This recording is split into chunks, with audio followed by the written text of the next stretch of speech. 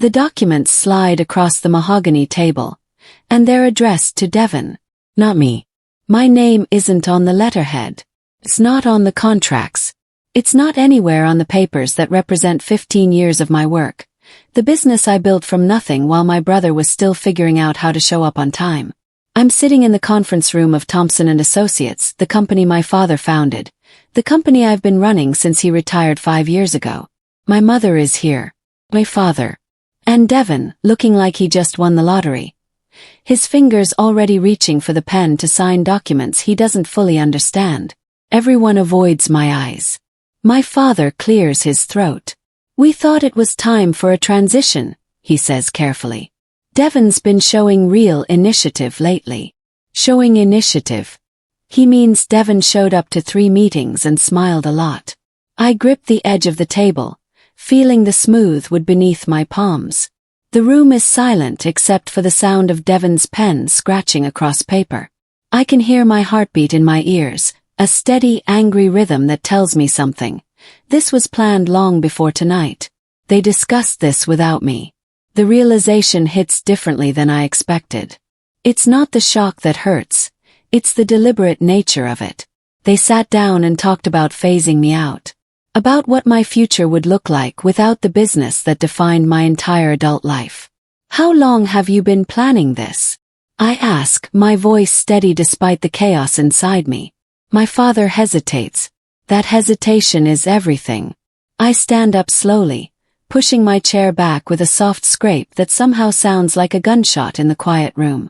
Congratulations, I say to Devon, and my voice doesn't shake. Then I walk out.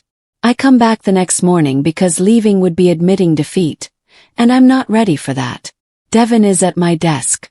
My desk. He's moved his personal items in already. A framed photo of him at some charity event, a coffee mug with his initials. He doesn't even look up when I walk past him to my new cubicle in the corner. My new cubicle. They've demoted me without firing me. They get to keep me around, use my experience, but now I'm just another employee watching my brother pretend to understand quarterly projections.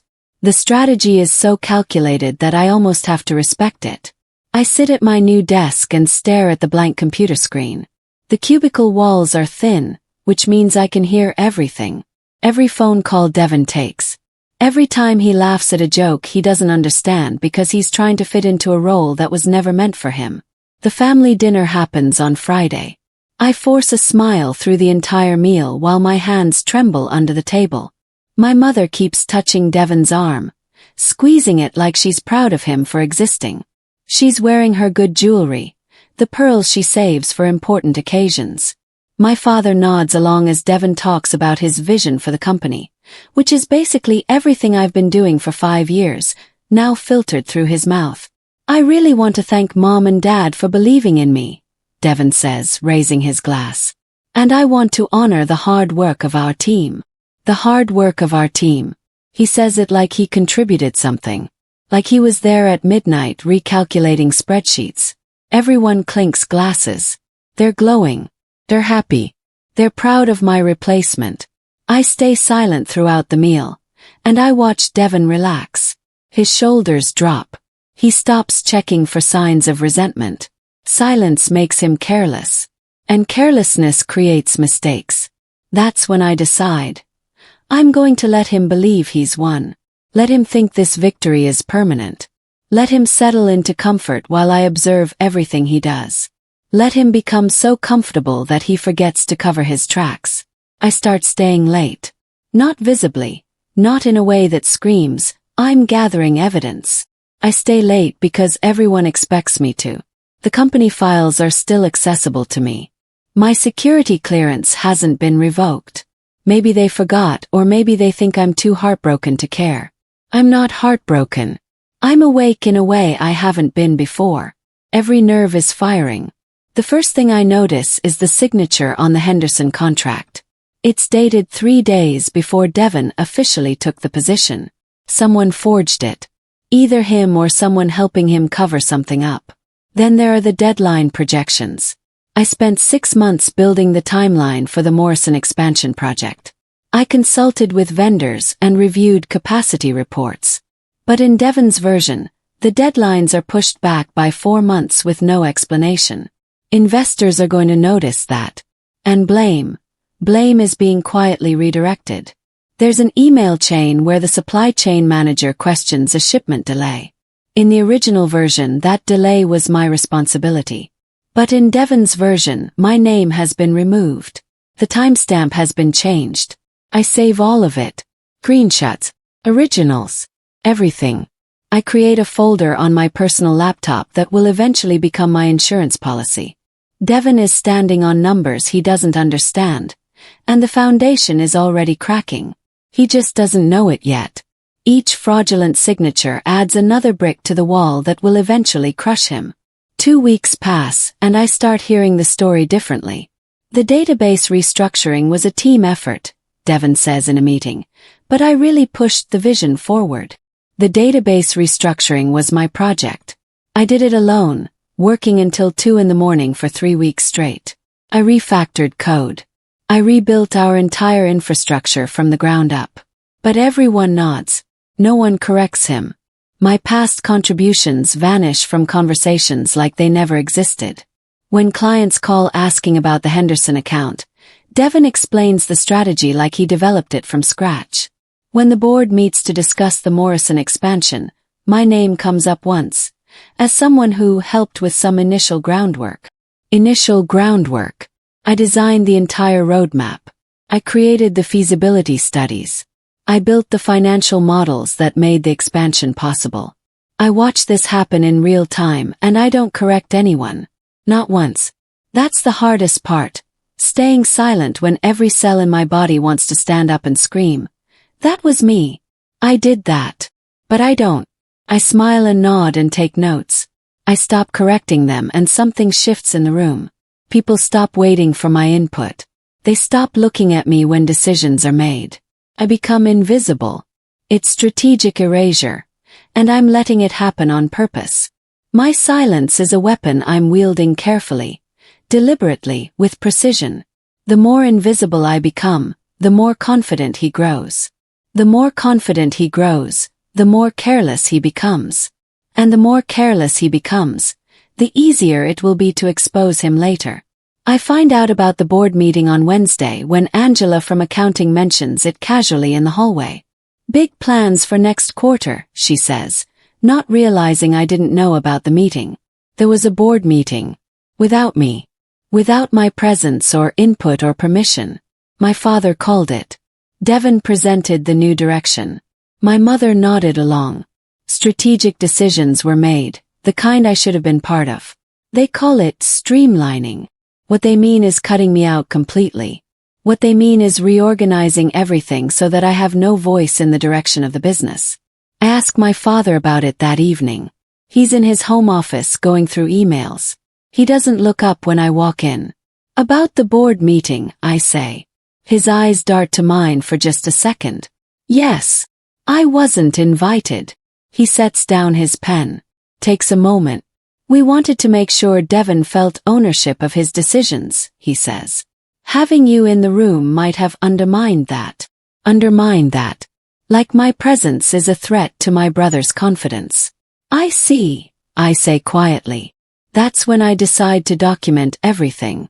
Not out of anger, though there's plenty of that. But out of clarity. I create a private folder on my personal laptop. I start keeping a timeline. Every decision made without me. Every deadline missed. Every signature that doesn't add up. Every instance of Devon taking credit for my work. The evidence grows like a living thing. Each new discovery fills me with a strange kind of energy. Not rage, but purpose. Purpose is far more dangerous. The company mixer happens on a Thursday night at the Riverside Hotel. It's the kind of event where clients get drunk and say things they shouldn't. Where reputations are made or destroyed in the span of 3 hours. Devon is in his element. He's charming. He's smiling. He's telling the Henderson story, my story, to a group of potential investors. He's using the exact same language I used in my original pitch. We brought revenue up by 17% in the first quarter, he says, and I watch the investors' eyes light up. The number is wrong. It's not 17%. The actual increase was 19.3%. I know because I calculated it. I spent weeks analyzing market data and trend reports. But Devon doesn't know that. He's just throwing out numbers he thinks sound impressive. I step forward. Just once. Just enough. Actually, I say, my voice quiet but clear. The figure is 19.3. Devon laughs. Close enough, he says, turning back to the investors. The point is, we're trending upward. The investors don't laugh with him. They exchange glances. The kind of glances that say, is this guy making up numbers? The kind that means someone has just lost credibility in front of people who deal in facts and data. I sip my drink and watch him continue talking. His confidence slightly shaken. I can see the moment doubt creeps into their minds. The moment they start questioning his competence. It's a small crack, but it's a crack nonetheless. I create a private timeline on my laptop. It's meticulous. Obsessive probably. But it's perfect.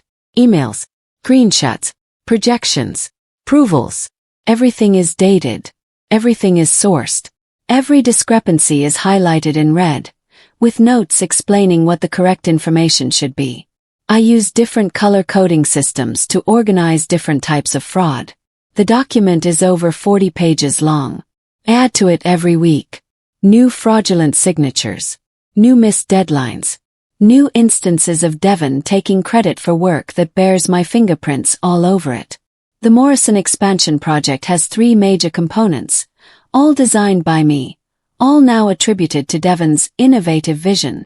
The evidence grows faster than I expected. It multiplies like a virus spreading through the company's systems. I'm not angry anymore. Anger would be easier. But what I feel is colder, more calculated. I'm building a case because I want the truth to be undeniable. By the time I'm done, no one will be able to say, maybe you're remembering it wrong. No one will be able to claim, it's a gray area. The facts will be black and white, irrefutable, so clear that denial becomes impossible, so overwhelming that explanations fail. Every piece of evidence I collect strengthens my position. Every document I preserve becomes another nail in the coffin. The vendor issue explodes on a Tuesday. A supplier we've been working with for 3 years suddenly raises prices by 40%. It's unprecedented. It's a breach of contract. It's catastrophic for the Morrison expansion timeline. It's the kind of problem that requires someone who understands the vendor agreements inside and out. My father calls an emergency meeting. Everyone looks panicked. Devon is sweating. Not visibly if you're not looking for it. But I'm always looking. He's checking his phone every 30 seconds. He's shifting in his chair. He's not prepared because he doesn't actually understand the vendor agreements. I handled all of that. My father looks at me. Not Devon. Me. What do we do? He asks. And in that moment I realize. He knows. On some level, he knows that Devon is in over his head. Devon stays quiet. He lets me take the floor. He lets me explain the situation. The contract clauses. The negotiation strategy. I let them believe it's my fault. I should have checked on this earlier. I say, taking responsibility for a problem I didn't create. My father nods. Relief washes over his face like a wave. Someone competent is here. And I understand something crucial. Devon has already started failing. The facade is holding, but only barely. I step back for my mental health at the next opportunity. I tell my father I need to reduce my stress, that I need to focus on myself.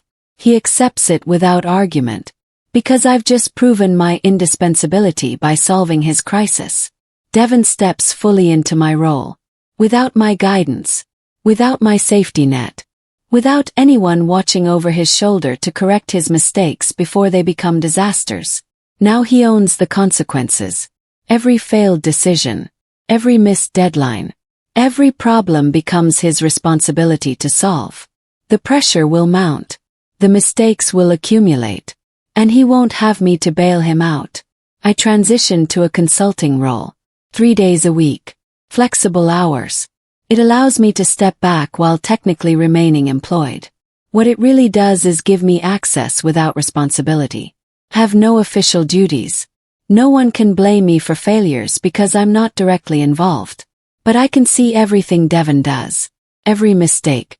Every shortcut. Every time he relies on systems I built and then takes credit for the results. I attend meetings where I'm not supposed to have opinions. I review documents I'm not responsible for. And no one stops me because everyone assumes I'm just being helpful.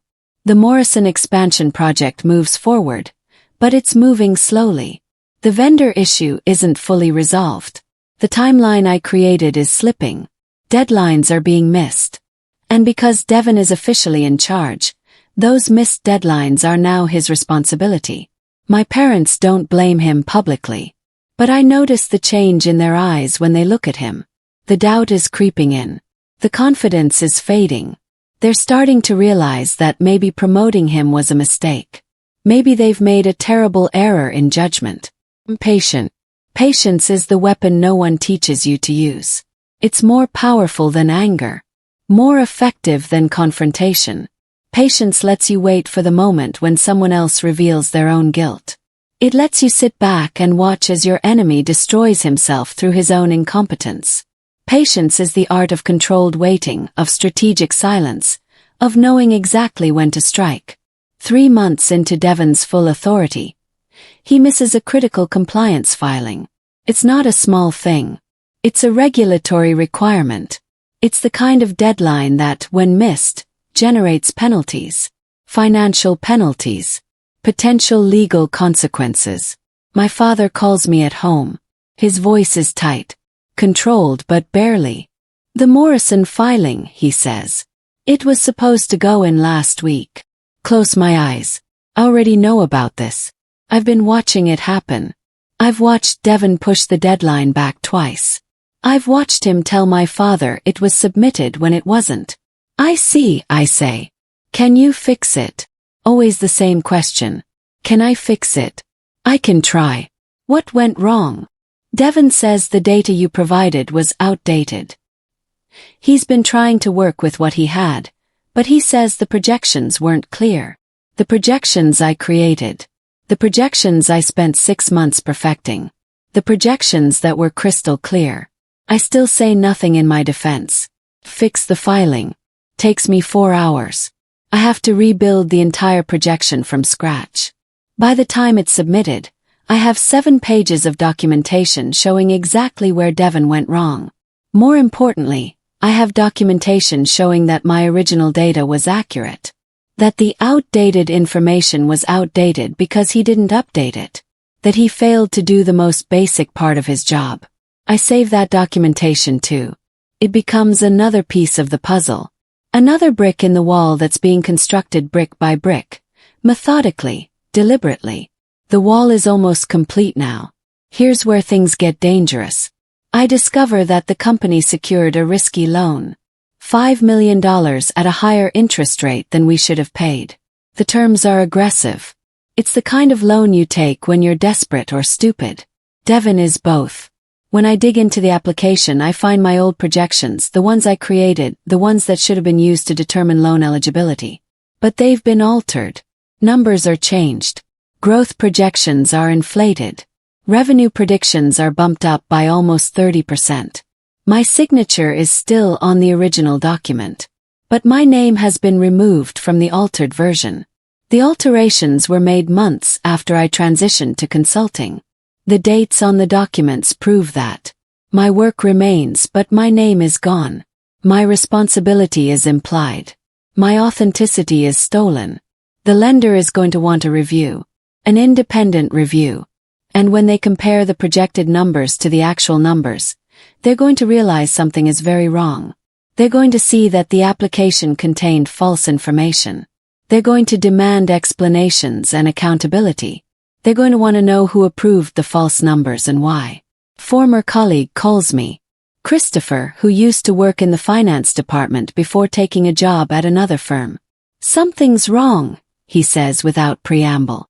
Listen. I ran into Devon at a conference. The numbers he was quoting didn't match what I remember. So I did some checking. I don't interrupt. The projections in the filed documents don't match the company's actual performance. And I found 2 versions of your quarterly reports floating around. One with your original data, and one that's been heavily edited. He's giving me a warning. A genuine warning. I tell him to wait. To not say anything to anyone. To let me handle it. Because timing matters. And the time isn't right yet. Everything needs to fall into place. Every piece needs to be in position. Every witness needs to be ready. Everything needs to converge at the exact right moment. When all the dominoes are perfectly aligned, that's when I'll push the first one. Devin boasts about his accomplishments. He talks about how he's taking the company to the next level. He mentions the new loan with pride. He talks about the Morrison expansion like it's his baby, his creation. My parents glow with pride. I sip my drink and listen. I'm calm in a way that feels almost unnatural. I've been waiting for this moment. A moment where my brother is so confident that he's stopped being careful. There's an audit coming up, Devin says casually. Just a routine external review. Nothing to worry about. My mother puts her hand on his arm. You'll do great, she says. He relaxes. He thinks he's invincible. He thinks no one knows about the altered projections. About the forged signatures. About the loan application that basically constitutes fraud. He doesn't know that I've been documenting everything. And he doesn't know that the audit is going to expose all of it. The email arrives on a Monday morning. External review. Full access required. The auditors want to examine everything from the past 18 months. Financial records, approval documentation, loan applications, everything. Devin's office door closes immediately after he receives the notice. I can see him through the glass walls. He's on his phone. His face is pale. He's pacing back and forth like a trapped animal. He calls an emergency meeting. I watch him from across the conference room table. He's panicking. Not visibly. He's trying to hide it. But I can see it cracking. I can see the way his jaw clenches. The way he checks his phone every 30 seconds. The way he excuses himself to take calls. His hands are shaking when he comes back. That's when I realize, he knows. He knows what they're going to find. And he's terrified. He calls me that evening. His voice is soft, nervous, desperate. Hey, he says. I was wondering. Do you have time to grab coffee tomorrow? I consider making him beg. But there's no need. Maybe, I say. Why? I could use some help with the audit paperwork. You know the systems better than anyone. Course I do. Because I built the systems. I'll think about it, I say. Please, he says quietly. His voice breaks slightly. I really need your help. Hang up. My voice hasn't shaken once. My hands aren't trembling. I already know my answer. I've known since the moment I received the audit notice. But I'm not going to tell him yet. Let him sweat for a few more days. Let him panic. Let him realize that his only lifeline might not throw him a rope. Let him experience the desperation I felt when I was demoted. 2 days after Devin's call, I'm hired by the auditors. Not by my family. Not by the company. By the auditors themselves, brought on as an independent consultant to help verify the accuracy of the financial records. To help them understand the systems. To trace decisions back to their origins. My name appears on the official contract. Independent. A neutral third party with no financial interest in the outcome. Devin doesn't know. No one tells him that I'm now on the inside of the audit. That I have official access to everything. That I'm the one who's going to present the verified records to the auditors. It's perfect. This is the moment I've been building toward. This is the endgame. I submit verified records. All of them. The original documents. The unaltered projections. The authentic approval chains. The numbers don't match Devin's reports. Not even close. The difference is stark. The alterations are obvious. The fraud is impossible to deny. The auditors go silent. The kind of silence that happens when someone realizes something is seriously wrong. When the facade cracks. They ask me one question. Who approved this? And I pull out the documentation. The forged signatures. The altered projections. The timeline showing how and when the changes were made. Pull out everything. Every piece of evidence. Every inconsistency. Every sign of fraud. The auditors' faces go hard. Devon is called in for questioning. He tries to shift blame to me. He says my original projections must have errors. He says maybe the documents were updated legitimately and he just didn't know about it. The auditors show him the dates. The documents were altered after I left the position. The signatures were added in my absence. The projections were changed by someone with his access credentials, at times when I wasn't even in the office. He can't explain that away. His voice cracks. My parents are brought in. They're shown the documentation. They're shown the timeline. They're shown the emails where Devon alters numbers. They're shown the approval chain that he falsified. They're shown proof of what he did. And my father finally asks, "Devon, what happened?" He can't answer. There is no answer that makes this okay. Everything unravels at once. More emails surface. Approvals traced. Decisions signed by Devon alone, without proper authorization. The loan is frozen pending investigation. The lender sends an official letter questioning the accuracy of the application. They're considering legal action. The altered projections constitute misrepresentation, fraud. The Morrison expansion timeline is in jeopardy. Clients are getting nervous. Investors are calling for explanations. Everything my brother built is collapsing under the weight of his own lies. The lenders attend in person. They sit across from Devon in the company boardroom. My father is there. My mother. And me, invited not as a family member but as the independent consultant who verified the records. I sit quietly, composed, while Devon sweats through his shirt. The word misrepresentation is spoken aloud. The lender's attorney pulls out documents, points to specific numbers, asks Devon directly, "Did you knowingly submit false projections?" Devon doesn't answer. He looks at my father, silently begging for help. But there's nothing my father can do. The evidence is too clear. The fraud is too obvious. This is a legal matter now. It happens quietly. No shouting. No dramatic confrontation. Just paperwork. Devon is removed from his position. His authority is suspended pending investigation. The company initiates legal proceedings. The lender threatens a lawsuit. And Devon is gone. Effectively removed. Sidelined. My parents finally look at me.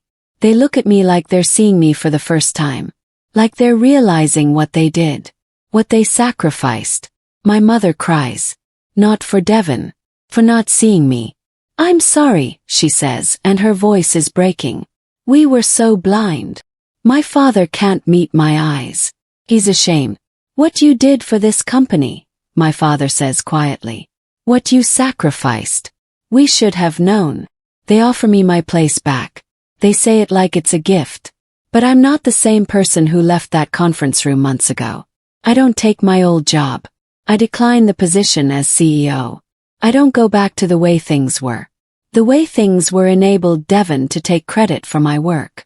The way things were allowed my family to dismiss me. Instead, I accept a new role. Position created specifically for me. Independent. Protected. With contractual guarantees that can't be overridden by family dynamics. I'm Chief Strategy Officer, reporting directly to a board that includes independent members. People who won't let sentiment override competency. It's not the role I had before. It's better. Safer. It's mine. Devon packs his office. The business stabilizes. The loan is renegotiated. The lender is satisfied with the new management structure. The Morrison expansion moves forward with a revised timeline. Trust slowly rebuilds. Not with Devon. That's broken beyond repair. But within the company. Within client relationships. Within the investor community. Devon leaves quietly. No farewell. No dramatic exit. Feel light. Lighter than I've felt in years.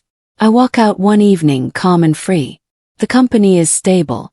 The family is healing slowly. And I'm no longer invisible. I wasn't replaced. I was underestimated. And patience beat arrogance without raising its voice.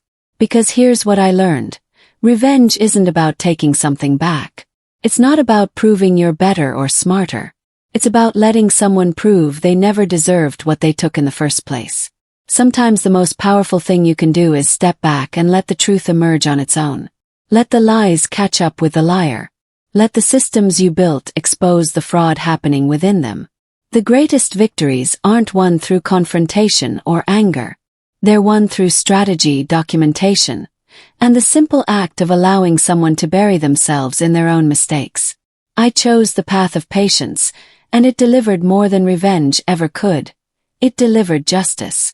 Delivered vindication. It delivered freedom.